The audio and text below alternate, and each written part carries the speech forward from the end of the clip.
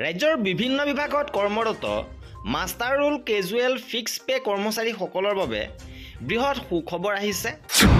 Pay স্কেলত দৰমহা প্ৰদানৰ লগতে আন সকলো সুবিধা প্ৰদানৰ বাবে নিৰ্দেশ আহিছে। অৱশেষত ৰাজ্যৰ master roll casual fix pay কৰ্মচাৰীসকলৰ বাবে আহিছে বৃহৎ সুখবৰ। কৰ্মচাৰীক লৈ বিত্ত বিভাগৰ নিৰ্দেশনা 1 নৱেম্বৰৰ পৰা পে স্কেলত দৰমহা প্ৰদানৰ বাবে আহিছে এই নিৰ্দেশনা। লাভ কৰিব ন্যূনতম সা সুবিধা। উল্লেখযোগ্য যে মাষ্টাৰ ৰোল কেজুৱেল আৰু ফিক্স পেত ৰাজ্য চৰকাৰৰ বিভিন্ন বিভাগত কাম কৰি থকা কৰ্মচাৰীসকলৰ তথ্য এতিয়া বিচৰা হৈছে। 1 নৱেম্বৰৰ পৰা পে স্কেলত ন্যূনতম সা সুবিধাৰে দৰমহা লাভ কৰিব আৰু এই সিদ্ধান্ত গ্ৰহণ কৰিছে চৰকাৰে। সেই অনুসৰি এইসকল কৰ্মচাৰীয়ে প্ৰতিমাহে 15,900 টকা দৰমহা লাভ কৰাৰ লগতে মৰগীয়া বানচ লাভ কৰিব। ইয়াৰ বাহিৰেও প্ৰতিমাহে 600 টকা মেডিকেল ভাত্তা, 50% ঘৰ ভাড়া আৰু 3% বছৰেকীয়া বৃদ্ধিও লাভ কৰিব।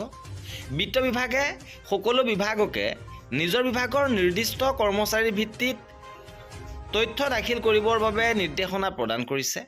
লগতে প্ৰতিজন কৰ্মচাৰীৰ বিপৰীতে এটা ইউনিক আইডেণ্টিটি সৃষ্টি কৰিবলৈ নিৰ্দেশ দিছে।